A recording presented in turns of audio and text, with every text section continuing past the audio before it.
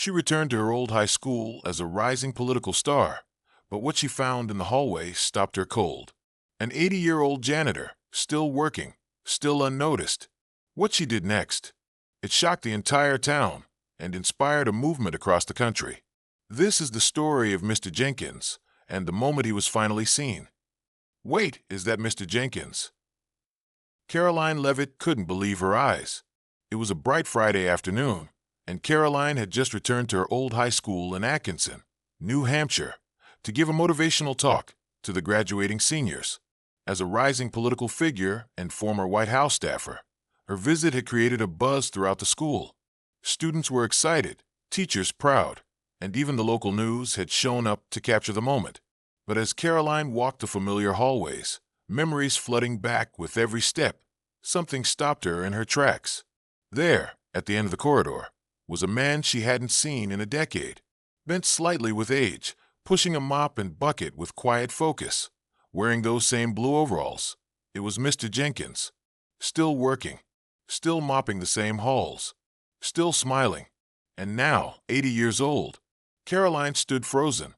The last time she saw Mr. Jenkins, she was just a high school senior, full of dreams, insecurities, and doubts. He was always there, quietly sweeping floors, but somehow always noticing more than most teachers ever did. When she had a bad day, he offered a kind word. When she cried after an exam, he handed her a tissue and told her to keep fighting. His words stayed with her all these years. And now, here he was, still cleaning up after everyone else. Something didn't sit right. After her speech to the students, Karoline made her way to the janitor's closet. The air smelled of cleaning fluid and old wood polish, just like it used to. She knocked softly. "Mr. Jenkins?" she said. He turned, surprised. "Karoline, is that really you?" They embraced. Time seemed to melt away. She asked him the question that had been burning in her mind. "Why are you still working?" He gave her a simple smile and shrugged. "I never married. No kids. My pension barely covers the basics, and I still like being around the kids. They keep me going." He wasn't complaining. He wasn't bitter. Just honest. Humble. But Karoline couldn't accept that. This man had dedicated more than half a century to keeping the school running, to quietly caring for generations of students. And he was still working into his 80s because he couldn't afford to stop. That night, Karoline couldn't sleep. She kept thinking about his tired hands, the way his knees creaked as he walked, and how he still smiled like none of it bothered him. She knew she had to do something. The next day, Karoline got to work. She called former classmates, teachers, and even some of her political contacts. She spoke to the principal and got in touch with the school board. Within 24 hours, she had launched a GoFundMe page titled "Retire Mr. Jenkins with Honor." The goal? $50,000, enough to help him retire comfortably. The response was overwhelming. The story touched hearts. Donations poured in. People from across the country began sharing their own stories of janitors and school workers who had changed their lives. Within just 6 days, the fundraiser had reached more than $130,000. But Karoline didn't tell Mr. Jenkins. She had something else in mind. She contacted the school again and asked for a full assembly, pretending she wanted to deliver a follow-up speech. The students, teachers, and staff packed the gymnasium, not knowing they were about to witness something unforgettable. As Karoline spoke to the crowd, she changed the tone. Her voice grew quiet, emotional. "There's someone here today who's done more for this school than most will ever know," she said. "Someone who has served this building, its students, and its community with quiet dignity for over 50 years. Then she turned to the side and called out, "Mr. Jenkins, would you please join me on stage?" He looked shocked, confused. He slowly made his way up, wiping his hands on a rag, just like he always did. Karoline turned to him, eyes brimming with tears, and held up a large check, $132,000. "For everything you've done," she said, her voice shaking. "You no longer have to work. Today, you retire with the dignity and peace you deserve." The gym fell silent. Then came the tears. Mr. Jenkins stood frozen for a moment before his hands began to tremble. The tears rolled down his cheeks. Decades of quiet sacrifice, unnoticed labor, and silent service, all being recognized in one powerful moment. The students stood and applauded. Teachers wiped their eyes. Some of the toughest kids in the crowd were openly crying. Mr. Jenkins cleared his throat and said quietly, "I don't have many words, but thank you. I always thought no one noticed. I never expected this." 2 weeks later, Mr. Jenkins retired. He moved into a small cottage just outside of town. Thanks to the fundraiser, he was able to live comfortably and without worry. With Karoline's help, he even set up a small scholarship in his name, the Jenkins Hope Award, for students who showed kindness, perseverance, and heart. The video of the assembly went viral. Over 20 million views in just a few weeks. It inspired other schools to look closer at the people they often overlooked. Janitors, cafeteria workers, bus drivers, they were finally getting recognition. Karoline didn't want the spotlight. She just wanted to do what was right. Because sometimes, the people who make the biggest difference in our lives are the ones we pass in the hallway every day, without ever stopping to say thank you. And sometimes, all it takes to change a life is to let someone know they've been seen all along. After her speech to the students, which was filled with laughter, hope, and stories from Washington, Karoline Leavitt couldn't stop thinking about Mr. Jenkins. The applause had faded, students had returned to class, and the faculty buzzed with pride. But Karoline's mind was elsewhere. As she walked through the halls of her old high school, smiling at familiar posters and faded trophies in the display case, her heart felt heavy. She asked the principal quietly if she could speak with Mr. Jenkins. Without hesitation, the principal nodded and led her down a hallway she remembered all too well, past her old locker, past the classroom where she had once given a shaky speech in front of 30 classmates, down to the far corner of the school, where the janitor's supply room still sat, tucked away, quiet and unnoticed. The smell hit her first, that distinct blend of floor wax, cleaning fluid, and wood polish. It hadn't changed a bit. Neither had the chipped gray door or the faded sign that read, "Custodial Office." She knocked gently. "Mr. Jenkins," she called out. There was a pause. Then slowly, the door opened, and there he was. His hair was whiter now, his posture a bit more stooped, but those kind eyes hadn't changed. He blinked in surprise, then smiled as if he'd seen a ghost, a kind, welcome one. "Karoline, is that really you?" he asked, a warm mix of surprise and joy in his voice. She stepped forward, and without thinking, they hugged. It was the kind of embrace that didn't need words, just the weight of time, memory, and unspoken gratitude. When they pulled apart, Karoline looked at him closely. His hands, once strong and steady, were now wrinkled and slightly trembling. His uniform was clean but worn, the knees faded from decades of work. She took a deep breath and asked the question that had been burning in her mind all afternoon. "Why are you still working at 80? Mr. Jenkins chuckled softly and wiped his hands on a rag, just like he always used to. He leaned back against the wall, his eyes thoughtful. "I never got around to retiring," he said with a slight smile. "My pension's not much, and truth be told, I still like being around the kids. They keep me going." He said it simply, with no trace of complaint, no bitterness, just a quiet acceptance of the life he had lived. Karoline's throat tightened. She remembered being 17, overwhelmed with pressure and expectations.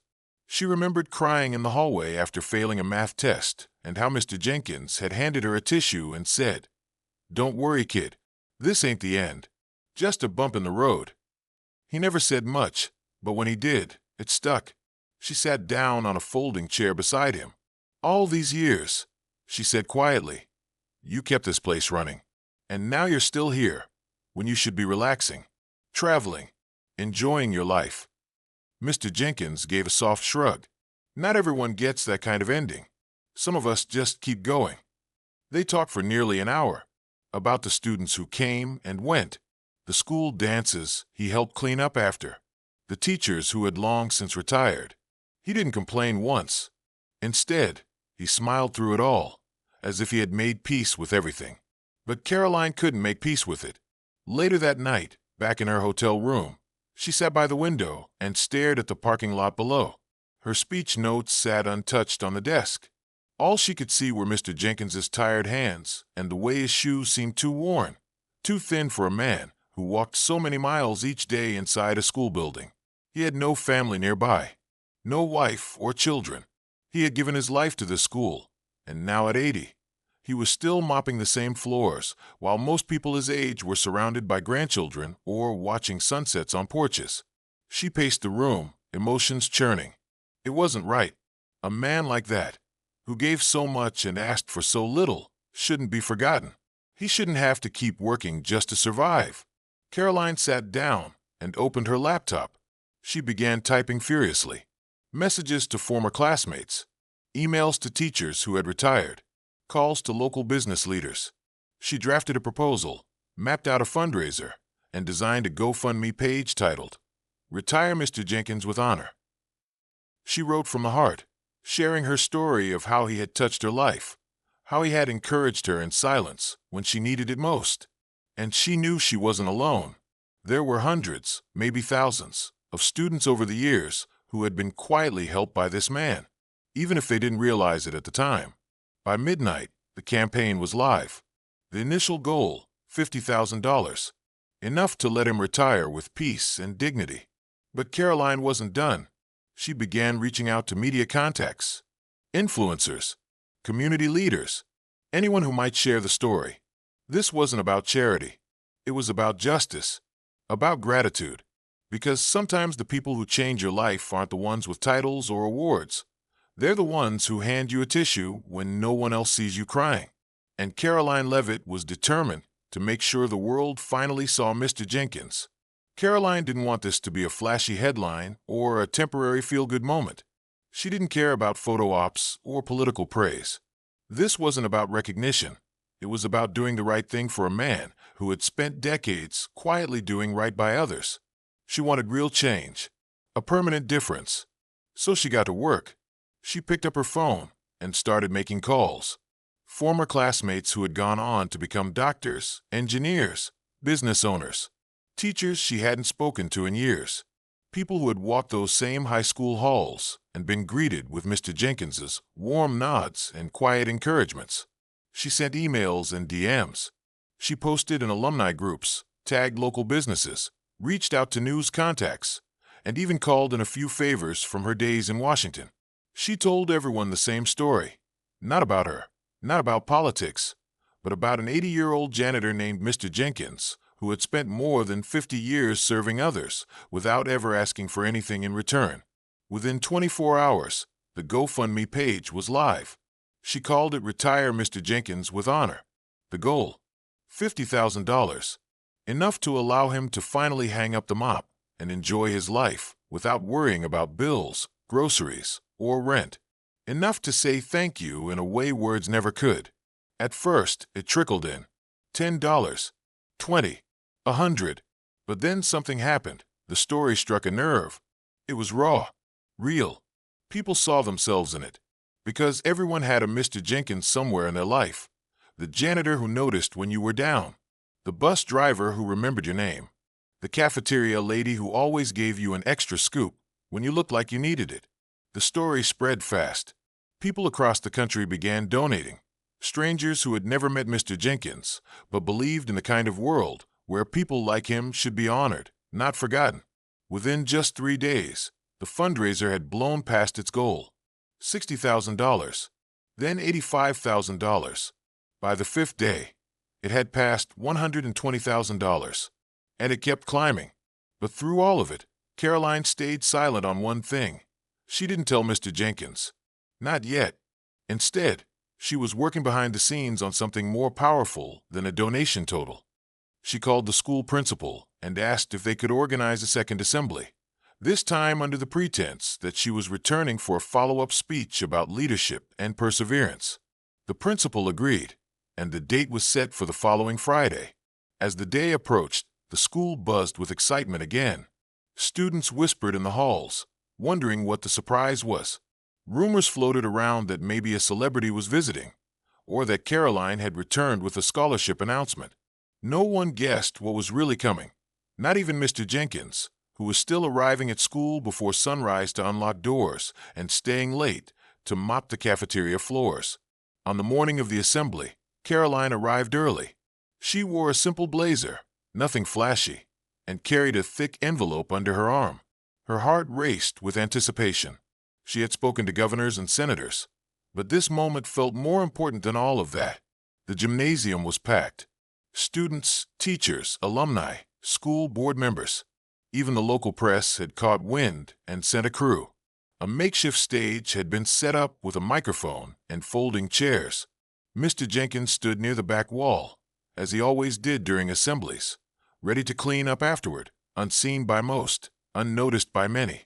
Karoline stepped up to the microphone. She began like she had the week before, with stories, humor, reflections on growing up in that very building. But her tone began to shift. Slower, more thoughtful. The students leaned in. "There's someone in this room," she said, "who has shown more leadership, more dedication, and more quiet strength than most people ever will in their lifetime." She paused, scanning the crowd. Someone who never asked for attention, but always gave his time. Someone who has been here for over 50 years, quietly keeping this school running, cleaning up after us, cheering us on, and being a source of strength even when we didn't know we needed it. The gym was silent now. She turned toward the back wall. "Mr. Jenkins, would you please join me up here?" For a moment, nothing happened. Mr. Jenkins looked around, confused. He pointed to himself as if to say me. Students began clapping, then cheering. Slowly, he made his way down the aisle, stunned and speechless. When he reached the stage, Karoline stepped forward, her eyes full of emotion. She reached into the envelope and pulled out a large ceremonial check. The amount on it, $138,417. The crowd gasped. "For everything you've done," Karoline said softly. "This community, and now people from across the country, are saying what we should have said a long time ago. Thank you. You no longer have to work another day unless you want to. Today, you retire with honor." Mr. Jenkins stared at the check, then at Karoline, then at the cheering crowd. His hands shook. His lips quivered. Tears filled his eyes. I don't know what to say," he whispered. "I thought I was invisible. I didn't know anyone was watching." "You were never invisible," Karoline said. "You were a hero in plain sight." The students stood in unison and applauded. Some wiped their eyes. Teachers embraced. It was more than just a gift. It was justice, recognition, love. That day, Mr. Jenkins didn't go back to the mop. He walked out of the school with his head high, a new chapter ahead of him, and a community behind him. And the world finally knew his name. Midway through her speech, Karoline paused. Up until that point, the gym had been buzzing with energy. Students leaned forward in their seats, hanging on her every word. She had just been telling a story about her first day working in the White House, how nervous she was, how out of place she felt, when suddenly, her voice grew quieter, more serious. Her smile faded just a little. Her hands rested gently on the podium. You could feel the shift, like something important was about to happen. She looked out at the crowd, not at the students, but toward the back wall of the gym, where a familiar figure stood by the exit doors in his blue janitor uniform, as he always did, arms folded, quiet, unassuming. "I want to recognize someone who's been part of this school far longer than I have," she said slowly, her voice thick with emotion. "Someone who has impacted more lives than any headline ever could. Someone whose presence made this place feel like home." There was a ripple in the crowd. A few heads turned. She took a breath. "Mr. Jenkins, would you please come up here?" The room fell into stunned silence. All eyes turned toward the elderly janitor in the back. For a second, he didn't move. He blinked, looked behind him as if to be sure she hadn't meant someone else. But she was looking right at him, smiling softly. He hesitated, then wiped his hands on the familiar old rag he always kept in his pocket. Slowly, carefully, he began to walk down the aisle. Students whispered. Teachers held their breath. The man who had always been in the background, who most people passed without a second glance, was now the center of attention. As he reached the stage, Karoline stepped toward him and placed a hand gently on his shoulder. "Mr. Jenkins," she said, turning slightly to face the crowd, "you've spent more than 50 years cleaning up after us. Quietly, humbly, day in and day out. You gave this school something no one else could: stability, kindness, presence." She reached behind the podium and pulled out a large ceremonial check. The number on it, $132,000. The crowd gasped. The students, many of whom had likely never spoken more than a quick hi to Mr. Jenkins, sat up straight. Teachers leaned forward. Even the school board members on the side looked stunned. "This," Karoline said, her voice trembling slightly, "was raised in just 6 days by your former students, your co-workers, people in this community, and people across the country who heard your story and were moved by your quiet strength." She held the check high enough for everyone to see. "Mr. Jenkins, today we're not here to talk about me. Today, we're here to talk about you. Because today, after more than 5 decades of service, you retire. Not because you were forced to, not because you had to, but because you've earned it. And because we're finally giving back to the man who gave so much." The gym erupted. The applause was deafening. Students stood. Teachers wiped away tears. Even the principal, standing off to the side, was visibly emotional. Some of the toughest kids in the back row, the ones who usually roll their eyes at assemblies, were clapping the loudest. A few of them blinked hard and wiped their eyes with the sleeves of their hoodies. And Mr. Jenkins? He stood frozen. He stared at the check, then at Karoline, then out at the sea of faces, some familiar, some new, all clapping for him. His lips trembled, and then he cried. Real, heart-wrenching tears, the kind that come from a lifetime of being unnoticed, finally seen, the kind that surprise even the person shedding them. Karoline stepped closer and gently put her arm around him. "You were never invisible," she whispered. "You mattered to all of us. You still matter." Mr. Jenkins tried to speak, but no words came out at first. His voice cracked as he finally managed to say, "I didn't know anyone remembered me." A wave of emotion passed through the room again. More applause. More tears. "You didn't just clean the floors," Karoline said. "You helped build this place. And you helped build us." He smiled then, the kind of smile that carries both gratitude and disbelief. "I always thought I'd just work here till the end," he said softly. "I didn't think anyone would ever do something like this." "You've given your whole life to others," she said. "Now it's time for others to give back to you." After the assembly, students flooded the stage to hug him, shake his hand, take selfies. Some shared memories. "You helped me when I was new and scared. You used to give me extra paper towels when I spilled my lunch. You always smiled at me in the hallway, even when no one else did." For the first time in a long time, Mr. Jenkins wasn't just a janitor. He was the heart of the school. That day, he didn't stay late to clean up. He didn't mop the gym floor or empty trash cans. That day, he walked out of the building not as a worker, but as a legend. And for the first time in decades, Mr. Jenkins didn't go home tired. He went home honored. 2 weeks later, Mr. Jenkins officially retired. There was no ceremony this time. No stage, no speeches. Just a quiet morning, a hug from the principal, and a final walk through the hallways he had cared for over 5 decades. He paused by the trophy case, then by the door of the supply closet, the same one where he had met Karoline again after all those years. His blue overalls, folded neatly over his arm, would be worn no more. Thanks to the overwhelming success of the fundraiser, Mr. Jenkins was able to move into a small but cozy cottage just outside of town. It had a porch with a swing, a garden out back, and just enough space for him to live peacefully. No alarm clocks, no fluorescent lights, just quiet mornings, birdsong, and the smell of fresh coffee. Karoline, true to her promise, stayed involved.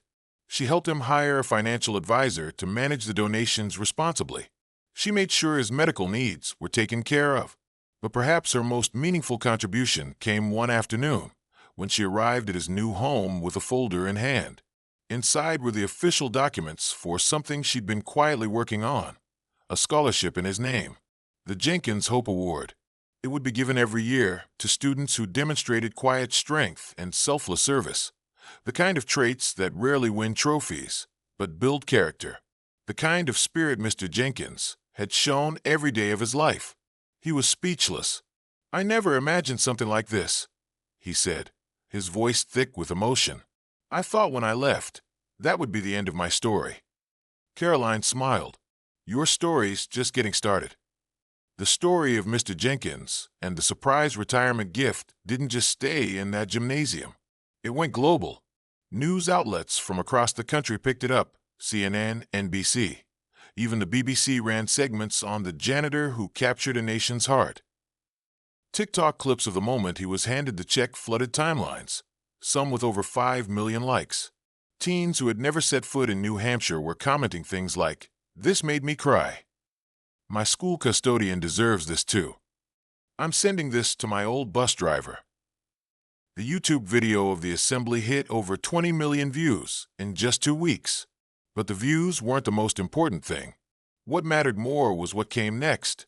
Inspired by Mr. Jenkins' story, other schools across the country began looking inward. Principals started asking questions. Who's been here the longest? Who do we walk by every day without really seeing? Small towns in Iowa, Texas, and Oregon held assemblies to honor their own longtime staff members. Crossing guards in Chicago got thank you cards from students who hadn't spoken to them in years. A retired cafeteria worker in Georgia received a surprise check from former students who pooled together donations after seeing the viral clip. A 74-year-old janitor in Arizona was given an all-expenses-paid trip to Hawaii from the parents of the school because he never missed a day, even during the worst snowstorms. It became a ripple, not just of gratitude, but of awareness. People began to look around, at the man who opened the doors every morning, at the woman who handed out lunch trays, at the bus driver who greeted every kid by name. Mr. Jenkins had become more than a janitor. He had become a symbol of quiet dedication, of overlooked greatness, of the powerful impact one life can have simply by showing up and caring. And Karoline, she didn't do it for the attention. She didn't do it for headlines or hashtags. She did it because she remembered what it felt like to be 17. Overwhelmed by dreams too big and doubts too loud, and how one person, even someone with a mop in his hand, had reminded her to keep fighting. She remembered how Mr. Jenkins had offered her tissues when she cried after a failed math test, how he had said, with a quiet nod, "You'll get there. Just keep going." She never forgot that moment, and now the world would never forget him. In one of her interviews, a reporter asked her why she went to so much trouble for a school janitor. Her answer was simple. "Because sometimes the greatest heroes are the ones in the background," she said. "And sometimes the most powerful thing you can say to someone is, 'We remember you. We thank you. And now it's your turn to rest.'" That message echoed far beyond Atkinson, New Hampshire. It echoed in classrooms, break rooms, and dinner tables across America. It reminded people to slow down, to notice, to appreciate, because behind every clean hallway, every safe street crossing, every freshly served school lunch, there's a story, there's a person, and sometimes all it takes is one act of recognition to turn a life of quiet service into a legacy of unforgettable impact. Mr. Jenkins still walks through town sometimes, now in jeans and a cardigan instead of blue overalls. People wave. Kids smile. Some even ask for a selfie. But his favorite thing?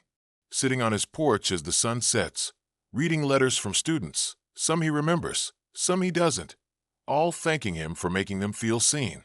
And now, finally, he knows. They saw him too.